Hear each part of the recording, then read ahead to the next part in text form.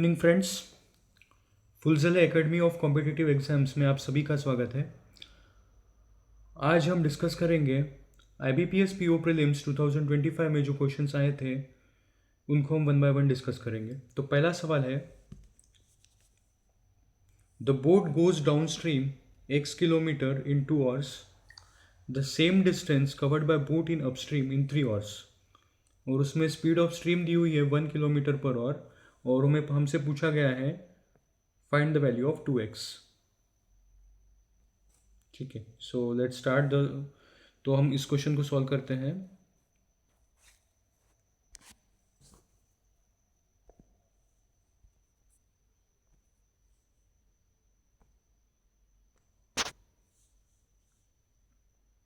ठीक है, तो क्या दिया हुआ है, डाउनस्ट्रीम और अपस्ट्रीम में टाइम का रेशियो हमें दिया हुआ है। The boat goes downstream x kilometre in 2 hours. ठीक है, तो डाउनस्ट्रीम जाने में बोट को 2 घंटे लग रहे हैं और वही अपस्ट्रीम जाने में बोट को 3 घंटे लग रहे हैं। तो अगर टाइम का रेशियो 2:3 है तो मैं यहाँ पर स्पीड का रेशियो निकालता हूँ 3:2। ठीक है, कोई भी दो इन्वर्सली प्रोपोर्शनल क्वांटिटीज़ अगर A:B के रेशियो में होते हैं तो दूसरी इन्वर्सली प्रोपोर्शनल क्वांटिटी B:A के रेशियो में होते हैं। तो हमको डाउनस्ट्रीम की स्पीड और अपस्ट्रीम की स्पीड 3:2 के रेशियो में है, ये यहाँ से पता चल रहा है। अब डाउनस्ट्रीम और अपस्ट्रीम के स्पीड के ऊपर से हम बोट की स्पीड भी निकाल सकते हैं और स्ट्रीम की स्पीड भी निकाल सकते हैं। ठीक है, this is nothing but stream. ठीक है, stream means flow of water. तो डाउनस्ट्रीम की स्पीड अगर 3 है, अपस्ट्रीम की स्पीड अगर 2 है, तो बोट की स्पीड क्या होगी, इनका addition divide by 2। Downstream speed plus upstream speed divided by 2 मतलब ये हो जाएगा 3 + 2 5 डिवाइडेड बाय 2 मतलब 2.5।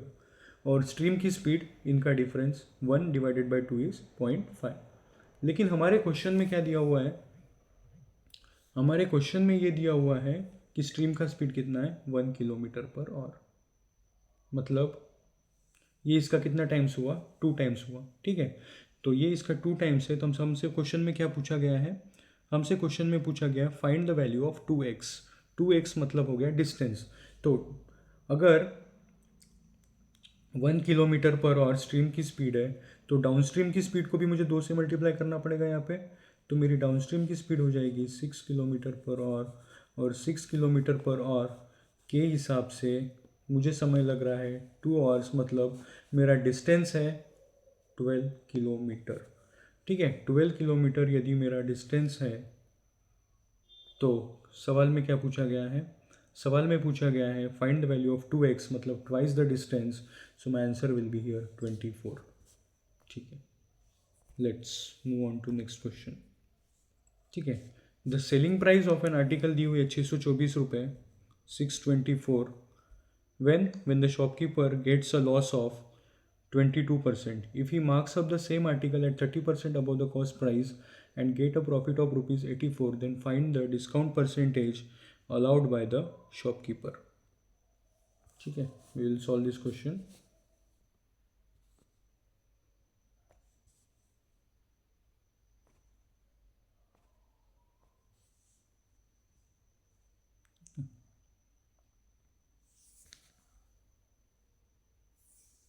ठीक है, अब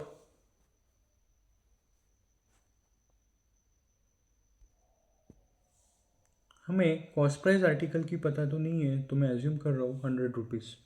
ठीक है, अब 100 रुपीज़ की एक चीज़ है, the selling price of an article is ₹624 and a shopkeeper gets a loss of 22%।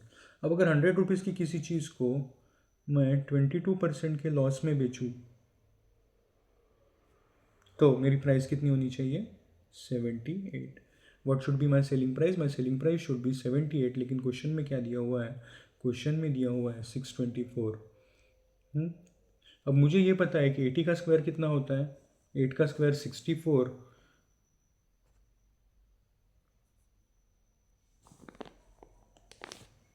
8 का स्क्वायर 64 बराबर है, मतलब 80 का स्क्वायर 640 होता है, या 88 ज़र 640 होता है और ये 78 और ये 16 कम है, मतलब ये इसका 8 टाइम्स है।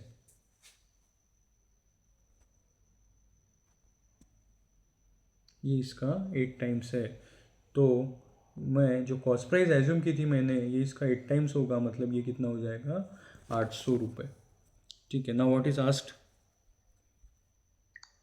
क्या पूछा गया मुझसे, if he marks up the same article at 30% about the cost price and get a profit of ₹84, find the discount percentage. अब अगर इसको मैं 30% ऊपर मार्क कर दूँ, मतलब 800 का 30% हो जाएगा 240, ये हो जाएगा 1040, 1040। और and get a profit of ₹84, मतलब 800 रुपये की चीज़ को अगर मैं 84 रुपीज़ के प्रॉफिट में बेचूँ, मतलब ये हो जाएगा 904 रुपये। अब 1040 की चीज़ को अगर मैं 904 में बेचूँ,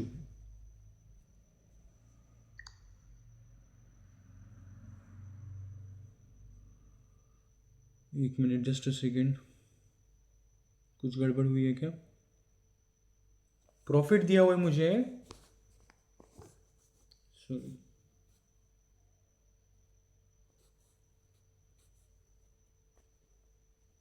ठीक है, प्रॉफिट कितना दिया हुआ है मुझे, मुझे प्रॉफिट दिया है 884, सॉरी 84 रुपीज़। तो 84 रुपीज़ अगर प्रॉफिट है तो मैं इसको कितने में बेचूंगा, 884 रुपीज़ में। और 1040 की चीज़ को अगर मैं 884 रुपये में बेच रहा हूँ, तो मेरा डिस्काउंट कितना हो जाएगा, मेरा डिस्काउंट हो जाएगा 140 और ये 16, मतलब 156 रुपीज़। अब ये देखो 156 मतलब क्या है, ये इसका 10%, 104, 104 प्लस 52 मतलब 156। तो मैंने ये डिस्काउंट कितना दिया है, मैंने ये डिस्काउंट दिया है 15%। ये डिस्काउंट कितना हो जाएगा, ये डिस्काउंट हो जाएगा मेरा 15%। ठीक है, let's move on to next question. Gopi invested ₹X in scheme A at the rate of 15% per annum for 2 years. तो गोपी ने ₹X मतलब किसी अमाउंट को स्कीम ए में इन्वेस्ट किया है 15% पर एनम पर 2 साल के लिए। The amount received by Gopi from Scheme A is reinvested in Scheme B at the rate of 10% per annum for 2 years on compound interest. If the difference between interest received from A and B is ₹32.4, find the value of X. ठीक है, तो गोपी ने क्या किया है, देखते हैं।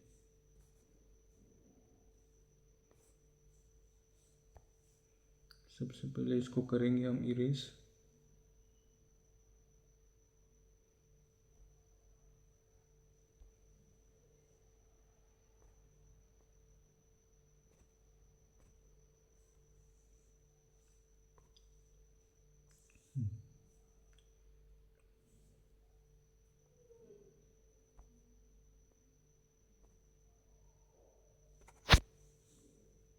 ठीक है, तो गोपी ने एक सम को 15% सिंपल इंटरेस्ट पे 2 साल के लिए इन्वेस्ट किया है। ठीक है, कुछ दिया नहीं है, तो हमने वहाँ पे एज्यूम करेंगे हम simple interest. Gopi invested ₹X in scheme A at rate of 15% per annum for 2 years.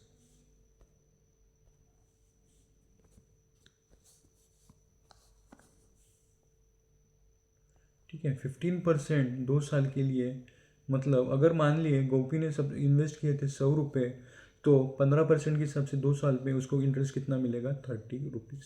अब आफ्टर 2 ईयर्स मेरी सम हो गई 130। और अभी गोपी के बाद कौन आया, अभी अभी गोपी के बाद आया है,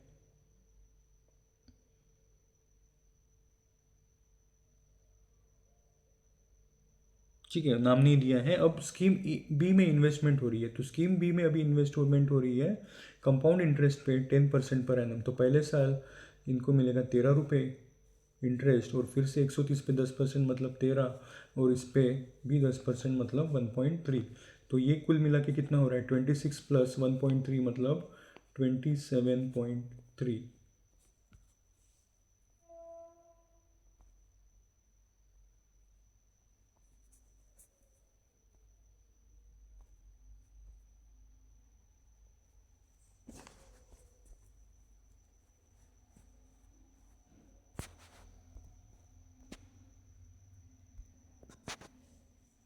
ठीक है, ये इंटरेस्ट कुल मिला के कितना हो रहा है, 27.3। अब क्वेश्चन में क्या पूछा है कि पहले 2 साल में जितना इंटरेस्ट मिल रहा था और स्कीम ए में जितना इंटरेस्ट मिल रहा था और स्कीम बी में जो जितना इंटरेस्ट मिल रहा है उसका डिफरेंस दिया है। If we calculate the difference we get 2.7। कितना डिफरेंस आ रहा है? 2.7। अब क्वेश्चन में देखिए कितना बता रहा है, ये कितना है। If this is equal to 32.4, अगर 2.7 32.4 के बराबर है तो जितनी सम इन्वेस्ट की है, find the value of x, मतलब गोपी ने शुरुआत में जितने पैसे इन्वेस्ट किए थे उसकी वैल्यू पूछी गई है। अब देखो 2.7 इंटू 10 इज 27 और 27 से ये 5.4 ज़्यादा है। 5.4 मतलब 2.7 इंटू 2, तो ये हो जाएगा इसको इंटू 12 टाइम्स। तो सिंपली मैंने जो वैल्यू एज्यूम की थी 100 का 12 टाइम्स, मतलब इस क्वेश्चन का सही जवाब होना चाहिए 1200 रुपये। ठीक है, 1200 should be my answer.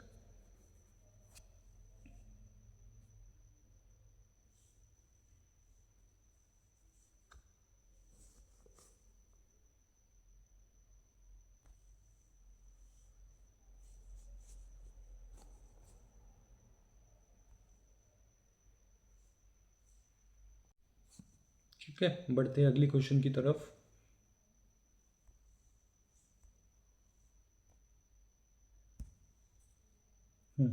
A set of 4 consecutive multiple of 4 and its average is 30।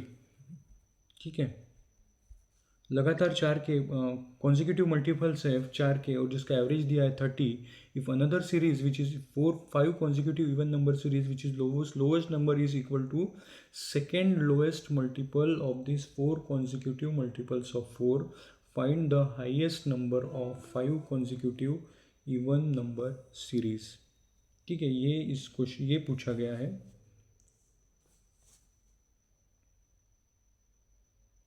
चलिए देखते हैं इस सवाल का जवाब।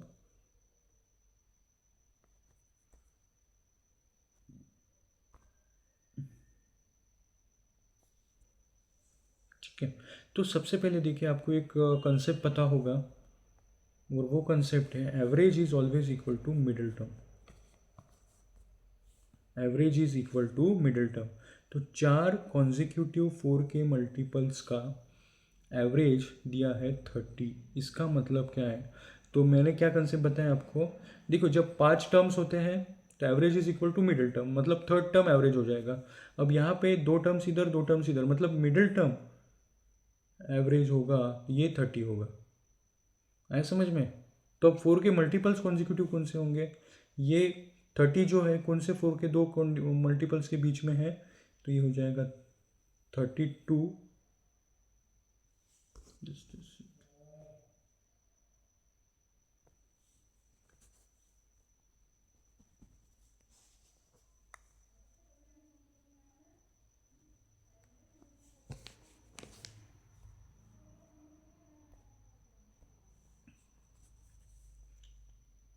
ठीक है, 4 मल्टीपल्स ऑफ 4 उसका एवरेज हो जाएगा 30, तो ये हो जाएगा 28, ये हो जाएगा 30, ये हो जाएगा 32 एंड दिस विल बिकम 26। ठीक है, now what is asked in the question?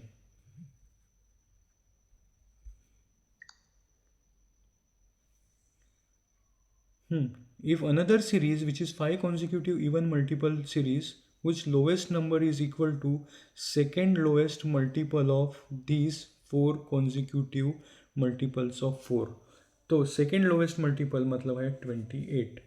ठीक है, तो 28 से भी हमको क्या करना है? If another series which is 5 consecutive even number series, तो 28 से कॉन्जिक्यूटिव इवन नंबर की सीरीज हमको बनानी है। तो 28, 30, 32, 34 और 36 ये हो जाएगी हमारी कॉन्जिक्यूटिव इवन नंबर्स की सीरीज। अब क्वेश्चन में क्या पूछा गया है? Then find the highest number of 5 consecutive even number series. So what should be my answer? My answer will be 36। चलिए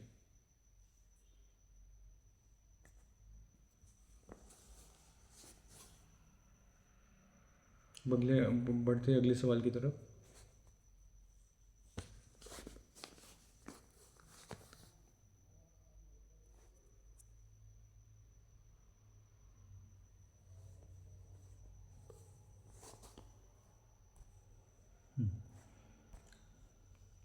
तो अगला सवाल है the sum of present ages of P and Q and R and Q is 64 years and 56 years. ठीक है, P और Q की सम दी है 64 ईयर्स और आर एंड क्यू की सम दी है 56 years. The ratio of age of P after 12 years to the age of Q 6 years ago is 4:x। If the age of R after 12 years is 32 years then find x। तो सीधा आसान सा सवाल यहाँ पर है एजेस के related.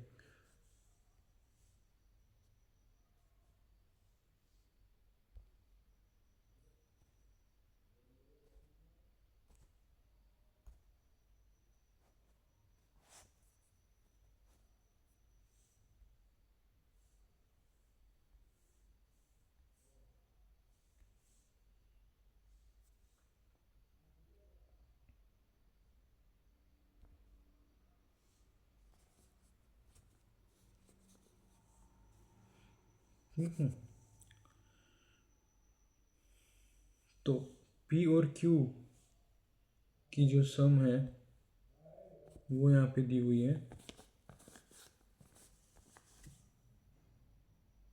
P plus Q is equal to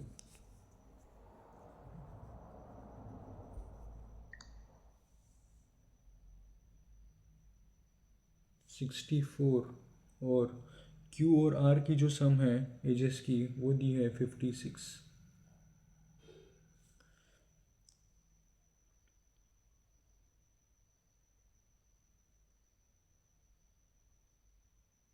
if the age of R after 12 years, यहाँ से सीधा सीधा इक्वेशन दिया हुआ है कि आर की एज आफ्टर 12 ईयर्स कितनी है।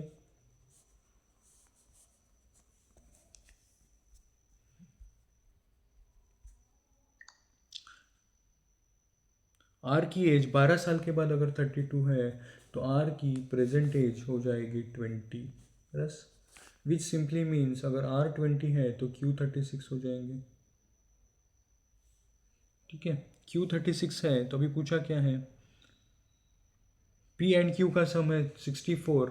सो 64 में से 36 कम करेंगे, पी की आज की एज हो जाएगी 28। पी की आज की एज हो जाएगी 28।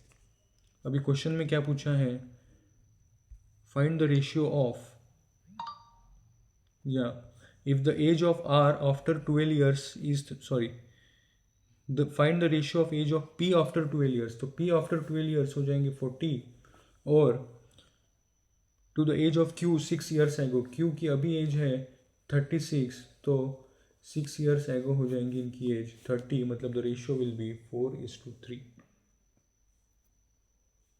The ratio will be 4:3।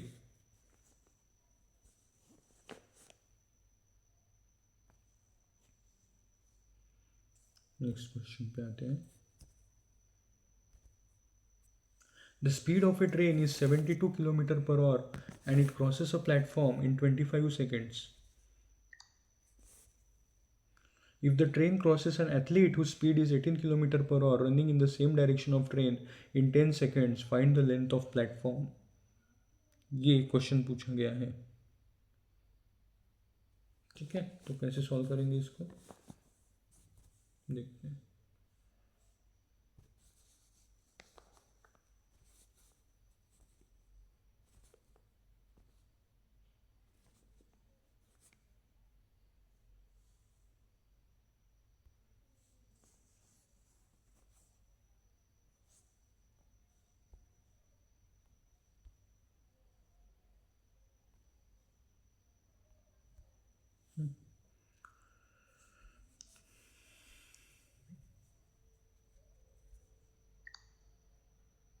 Speed of a train, तो ट्रेन की स्पीड दी है 72 किलोमीटर पर आवर, तो 72 को अगर 5/18 से मल्टीप्लाई करेंगे तो ये आएगा 20 मीटर पर सेकेंड।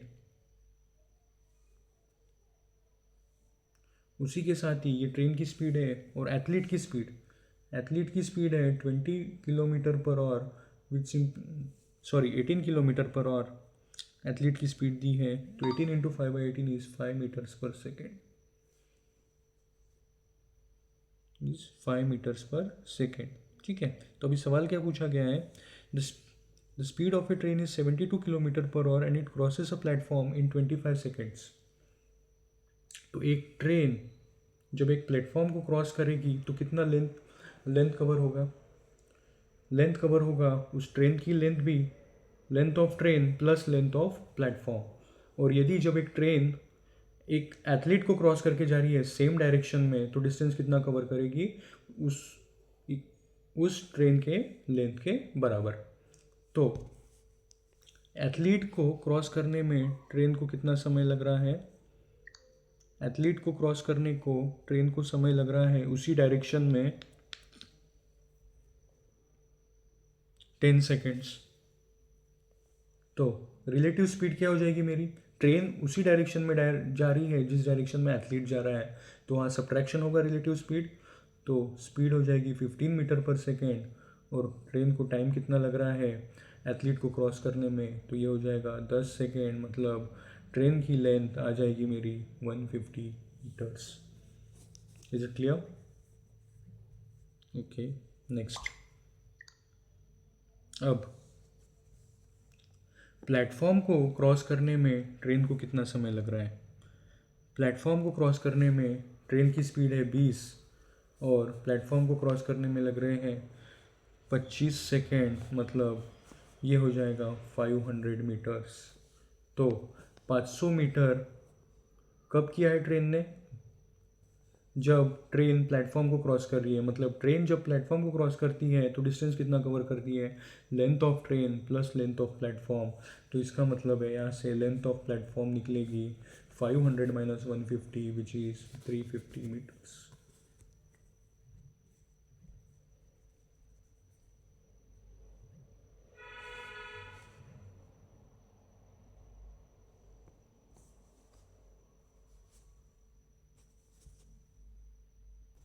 चलिए नेक्स्ट क्वेश्चन पे बढ़ते हैं। A jar contains milk and water. The ratio of milk and water दिया है 8:x।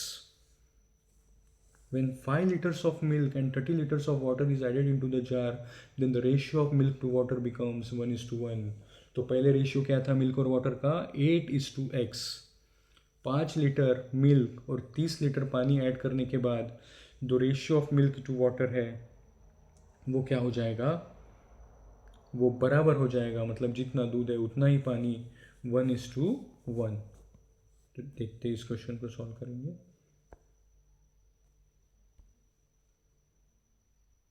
सबसे पहले जो है उसे इरेज करेंगे।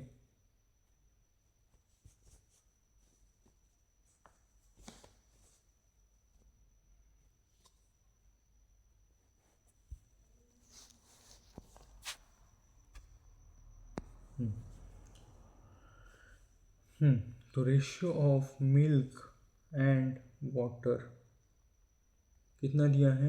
ये दिया है 5:x। 5:x ये क्वेश्चन में, sorry it's 8:x। It's 8:x। और फिर इसमें हम मिल्क कितना ऐड करेंगे? 5 litres. 5 litres of milk and 30 litres of water is added. तो फिर क्या हो जाएगा? मिल्क और वाटर का रेशियो जो है 1:1 इक्वल हो जाएंगे।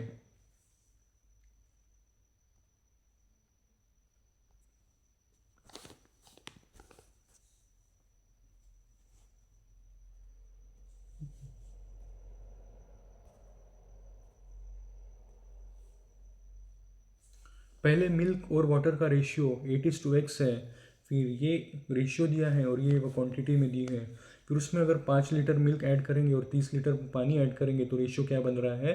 1:1। हमें क्या फाइंड करना है? हमें x की वैल्यू फाइंड करनी है। तो कैसे करें इस क्वेश्चन को?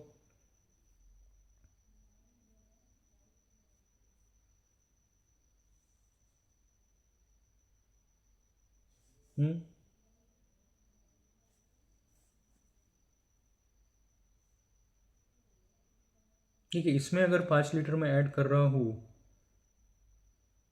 तो डेफिनेटली ये जो मेरा मल्टीपल है वो भी 5 का ही मल्टीपल होना चाहिए। तो मैं क्या करके देख रहा हूँ, 8 इंटू 5 मिल्क का क्वांटिटी ले रहा हूँ 40, इसमें ऐड हो रहा है 5, तो ये हो जाएगा 45। ठीक है, अब अगर रेशियो बराबर है तो इधर भी पानी 45 होना चाहिए, तो यहाँ पे ऐड कर रहा हूँ मैं 30, यानी कि पहले कितना था, पहले था 15 लीटर। अब 8:x, मतलब ये रेशियो क्या आएगा, ये 8 टाइम्स 5 है, तो ये भी 5 का मल्टीपल है, मतलब ये 3 होना चाहिए। तो मेरी x की जो वैल्यू है वो कितनी आनी चाहिए, it should be equal to 3।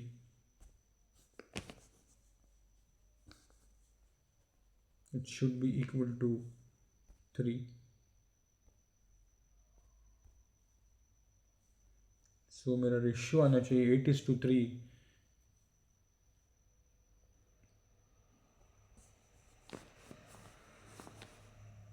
मेरा रेशियो आना चाहिए 8:3। सो एक्स का वैल्यू 3। इस क्वेश्चन के लिए बढ़ते हैं अगले क्वेश्चन की तरफ।